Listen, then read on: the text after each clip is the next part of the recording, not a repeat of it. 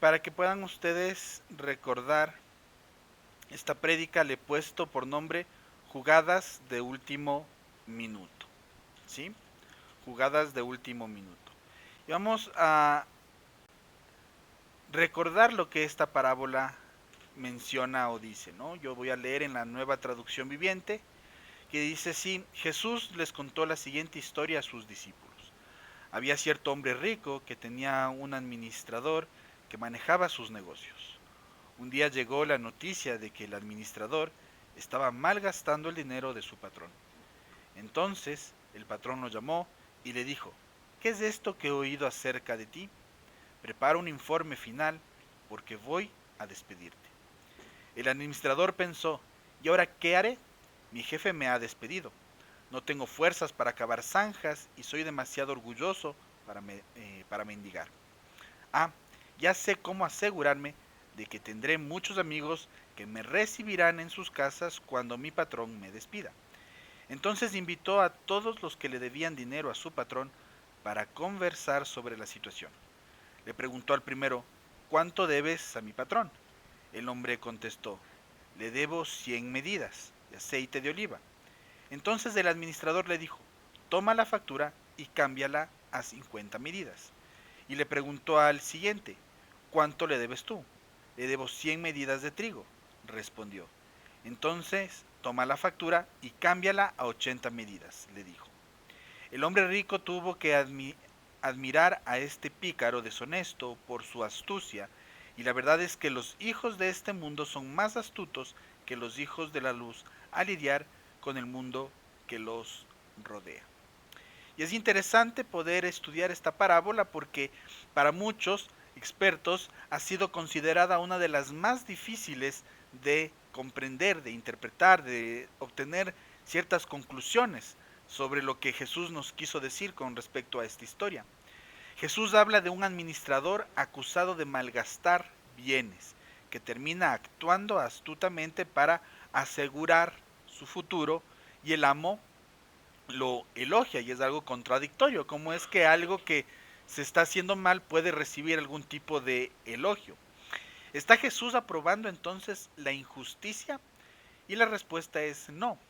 Pero sí está llamando a sus oyentes, especialmente a los hijos de la luz, a vivir con una visión estratégica, previsora y alienada al reino de Dios.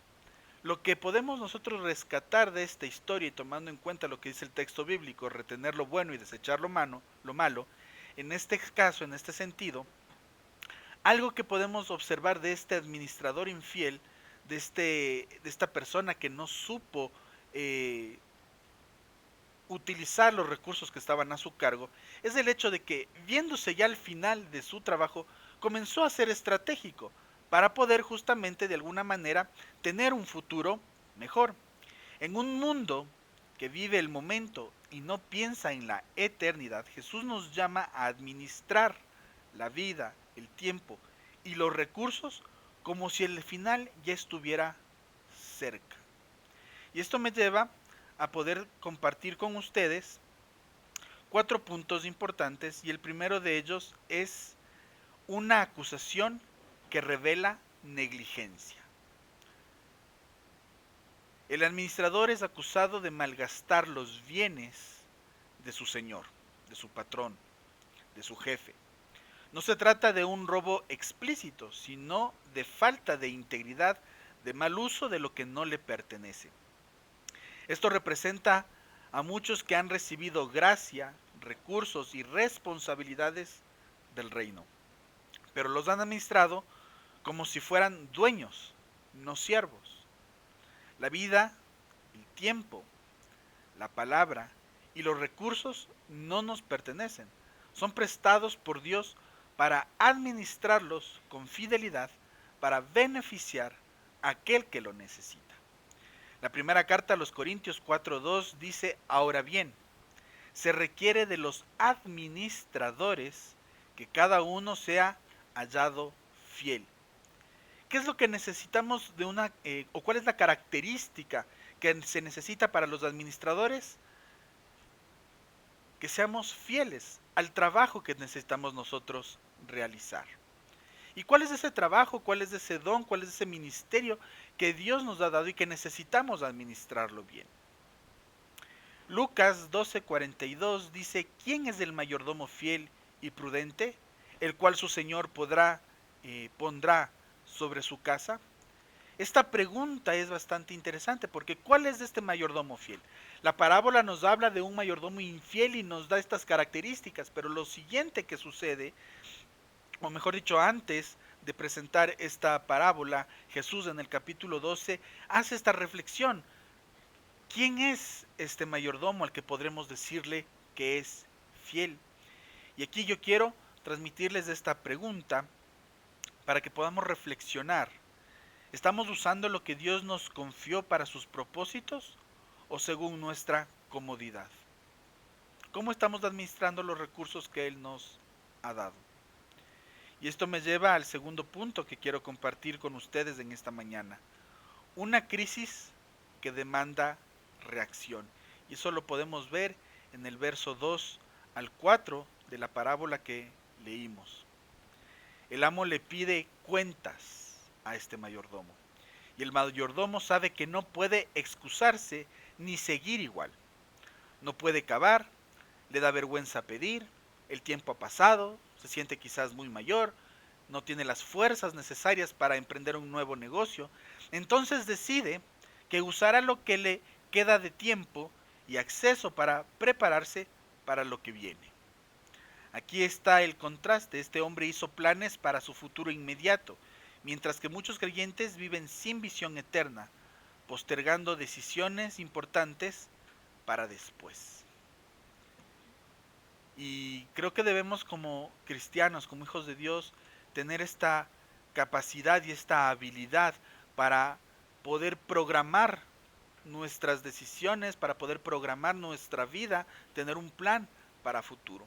A veces podríamos decir que por la edad quizás ya no tengo el tiempo suficiente o ya solo me queda vivir mis últimos años, pero aún así es el hecho de un llamado a que podamos nosotros administrar de mejor manera los recursos que Dios nos está dando.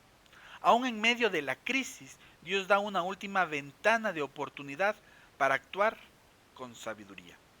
Efesios 5, versos 15 y 16 dice: mirad pues con diligencia, aprovechando bien el tiempo. Y el autor de esta carta nos invita justamente a pensar y analizar sobre cómo aprovechamos el tiempo. Nos da como una especie de instrucción, de recomendación. Aprovechen bien el tiempo. Tomando en cuenta este tiempo como un recurso, pero no solamente es el tiempo nuestro único recurso. Quizás tenemos recursos de tipo habilidad. Podemos pintar, podemos escribir, podemos crear cosas, tejer, podemos organizar. Recursos quizás económicos, que es lo que más demanda en el siglo XXI, pero aparte de eso, ¿qué otros recursos tenemos? Quizás el talento humano, como dicen la mayoría de las empresas hoy en día. Y este humano que tiene talentos, pues puede desarrollar ciertas cosas que deben ser correctamente administradas. Quizás un talento a nivel cognitivo, a nivel mental, la capacidad de poder resolver problemas matemáticos y aún así en esos aspectos poder administrarlo de buena manera. Hebreos 3, verso 13 nos dice: exhortaos entre tanto que se dice hoy. Tiene que ver con justamente el tiempo, el presente, el seguir haciendo algo mientras las cosas van sucediendo. Y aquí tengo dos preguntas que hacerles para seguir meditando. ¿Estamos tomando decisiones hoy que muestran que creemos en el reino que viene? ¿O vivimos como si tuviéramos tiempo ilimitado? ¿Cómo estamos viviendo? ¿Cómo nos estamos expresando? ¿Cómo nos estamos actuando? Y con esto quiero que me acompañen a poder hablar sobre el punto 3 de esta mañana. Una estrategia astuta que amputa al futuro. Esto está basado en los versos 5 al 7 de la parábola. una estrategia astuta que apunta, perdón, al futuro.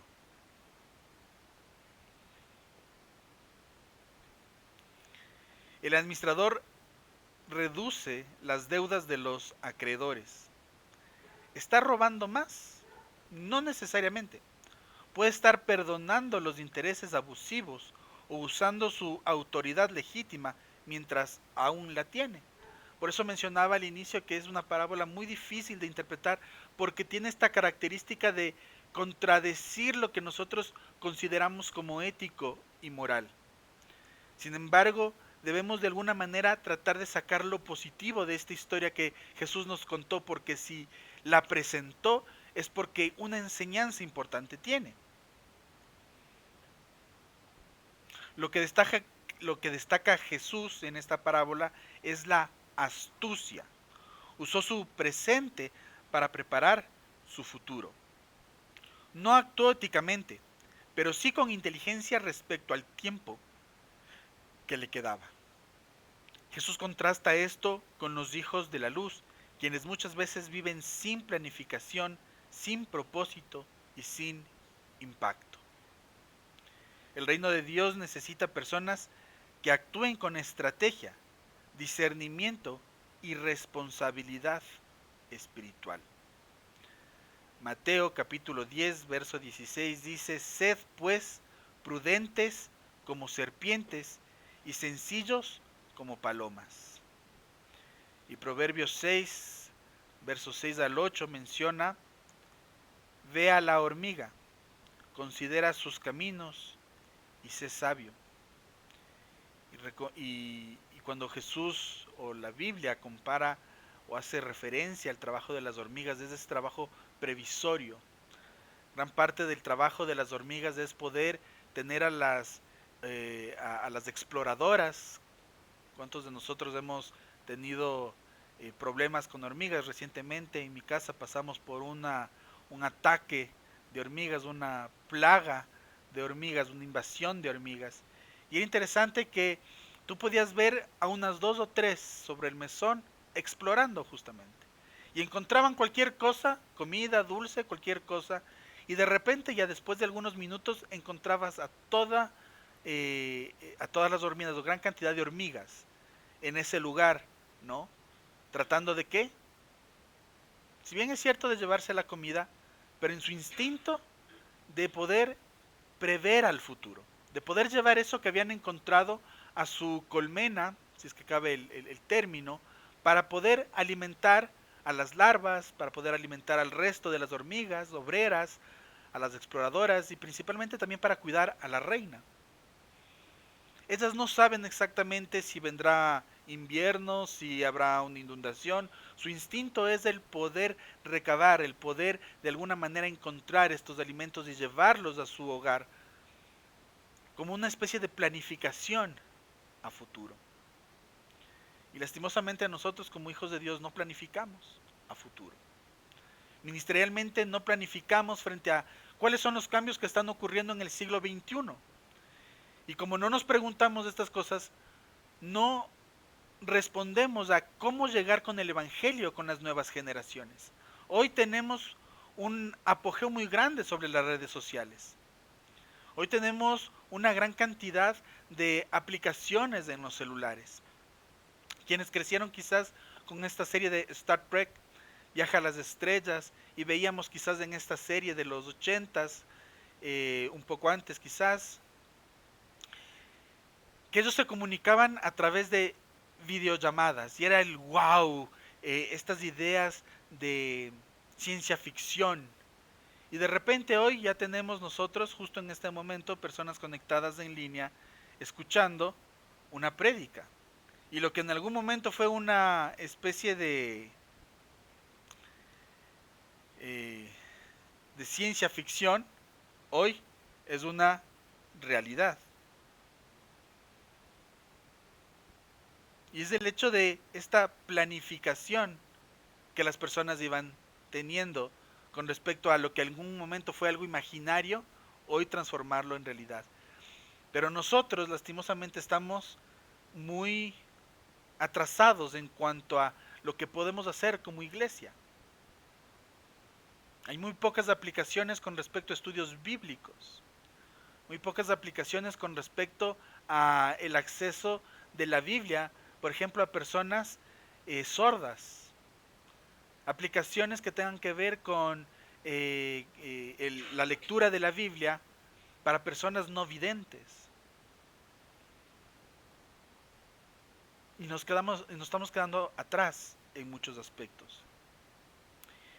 Y frente a esto, quiero preguntarles, ¿tenemos planes concretos para extender el reino con lo que se nos ha dado? ¿O solo reaccionamos cuando ya es tarde? Yo recuerdo en este año creo que fue, que se presentaba una carta por parte de la Confraternidad Evangélica Ecuatoriana frente a la ordenanza que un juez dictaminó con respecto a la niñez trans. Y una vez que este juez dio este dictamen, ahí sí recién la iglesia tratando de tomar acciones, viendo qué hacer. Y una de las cosas que mencionaba la carta era, y se lo decía a mi esposa, el tema de hacer un debate. Y yo decía, el debate no nos va a ayudar en nada, porque el debate lo que hace es colocar justamente estos dos puntos contrarios frente a esta temática. Y a veces pensamos que el debate es tratar de convencer al otro que está también argumentando sobre su postura. Y la función del debate es justamente presentar las ideas para que aquellos que aún no han tomado una decisión puedan ubicarse en una de las líneas que se están presentando. La pregunta que yo me hacía en ese entonces es, ¿el debate realmente nos va a ayudar? ¿Qué pasa si colocamos a pastores que no son muy buenos en el debate? ¿Qué pasa si ponemos a pastores que son muy buenos teológicamente, que conocen el tema de la Biblia, de la historia, del cristianismo, del pueblo judío, pero que quizás no tienen capacitación y no son expertos en el área legal? ¿Qué pasa si colocamos a personas que no son expertas en el tema biomédico para hablar justamente sobre las implicaciones de la niñez trans desde todos sus factores, biológico, psicológico, sociocultural, psicosocial? ¿Por qué este tipo de temas tiene gran auge? Porque desde el otro lado las personas siguen capacitándose, siguen estudiando, siguen haciendo maestrías, doctorados y en algunos casos hasta postdoctorados, que es algo que hace 2 años me enteré que existía, hay un postdoctorado y dije, Dios mío, no puede ser posible que uno tenga que seguir estudiando y desde la academia, pues lastimosamente esa es la realidad, el tener que seguir estudiando. ¿Qué pasa si yo coloco a alguien con un postdoctorado experto en enfoque de género versus uno de nuestros líderes? Tomando en consideración que la mayoría de los pastores en el Ecuador no tiene una formación de seminario. Aquellas personas que escuchen y que no han tomado una decisión, ¿a quién van a creer? Pablo decía que cuando tuvo que hablar con los judíos, habló como judío. Cuando tuvo que hablar con los gentiles, habló con los gentiles. Y eso es importante porque debemos analizar cuál es el lenguaje que hoy se está usando en el siglo XXI. Y el lenguaje de mayor peso es el lenguaje académico. Y necesitamos líderes que estén dispuestos a hablar desde ese lenguaje académico. Porque las personas creen más o apoyan más la preparación de alguien que está diciendo algo. Y tenemos una gran cantidad de personas muy preparadas, pero que lastimosamente están diciendo cosas contrarias a lo que la Biblia nos dice.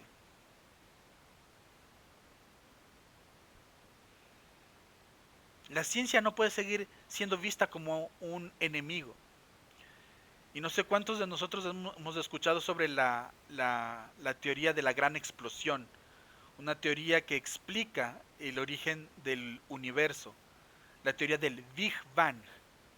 Y muchos dicen, no, es que esa teoría es de los que no creen y cómo es posible que simplemente se haya producido la evolución de las personas, del universo, la creación del universo de esta manera, porque hacen un anclaje entre la teoría de la gran explosión con las teorías darwinianas. Lo interesante es que hace 2 semestres atrás Yo me enteré que la teoría de la gran explosión fue propuesta por un sacerdote católico, una persona de fe, una persona que leyendo el texto bíblico trató de alguna manera de, desde la ciencia, explicar cómo pudo haber sido eso que se está exponiendo o que se expone en el Génesis. Y no sé en qué momento nosotros comenzamos de alguna forma a considerar este paralelismo o esta dicotomía entre la fe y la ciencia. Gran parte de los premios Nobel, personas que han ganado premios Nobel en el área de la física, son personas de fe. Veía yo un video que alguien hacía justamente esta comparativa y premios Nobel en literatura, de todos los que han ganado un premio Nobel en literatura, el 30% son personas que tienen fe.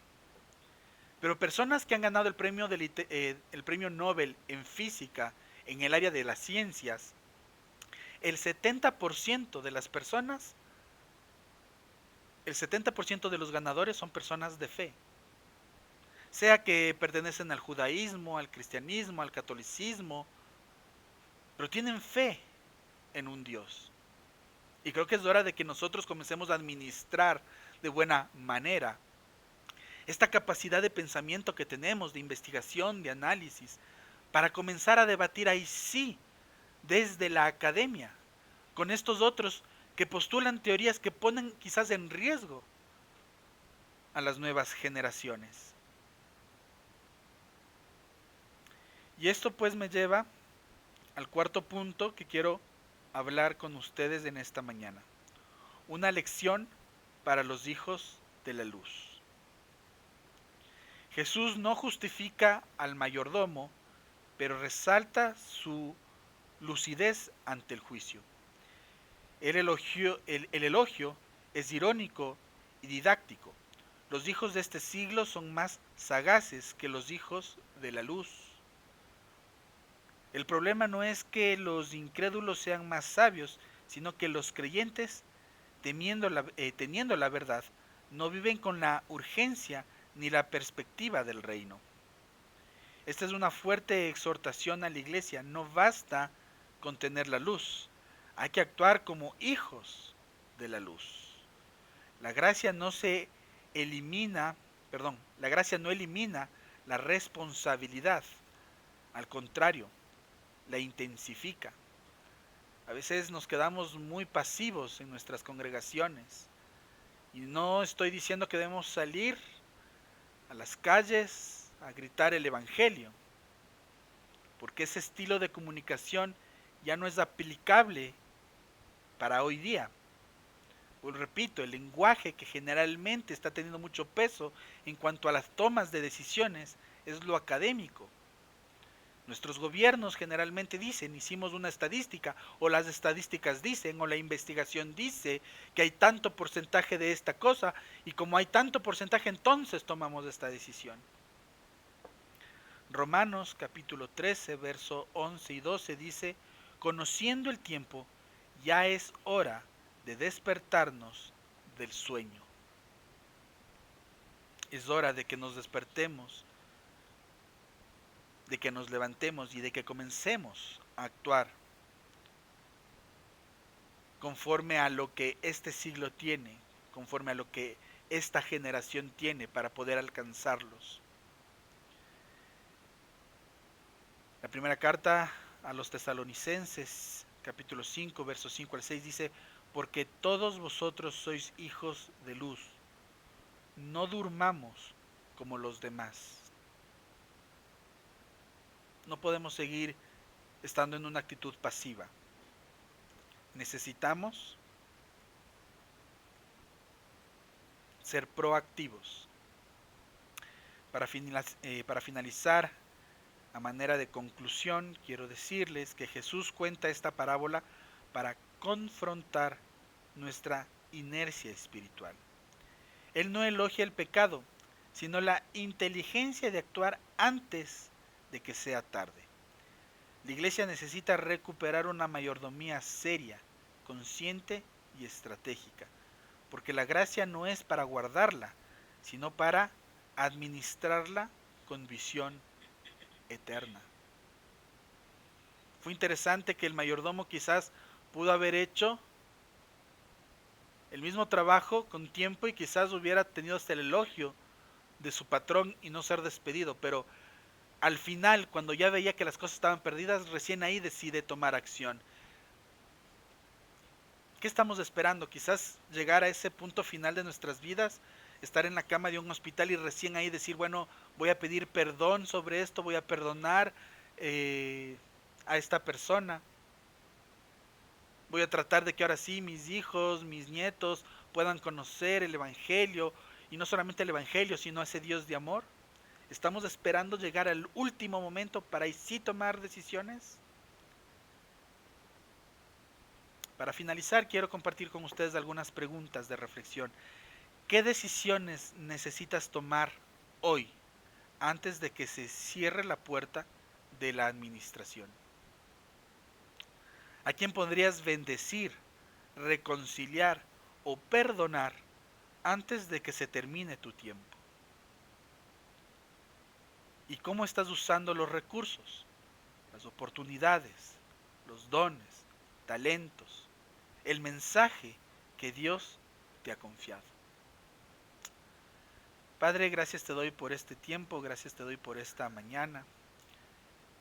Ayúdanos a ser administradores fieles de los dones, recursos, talentos, habilidades, del tiempo, del mensaje, de las enseñanzas que nos has dado, para que podamos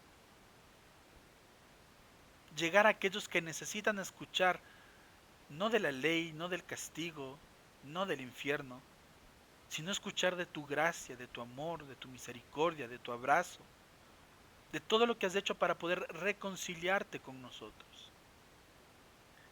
Ayúdanos a que podamos administrar de forma adecuada todo lo que tú nos has dado, recursos tangibles y esos recursos que quizás no los podemos topar, pero que están ahí. Quizás nuestra capacidad y nuestra habilidad de poder hablar, de transmitir un mensaje, de aconsejar, la habilidad quizás de poder ser empáticos, de abrazar a quien lo necesita.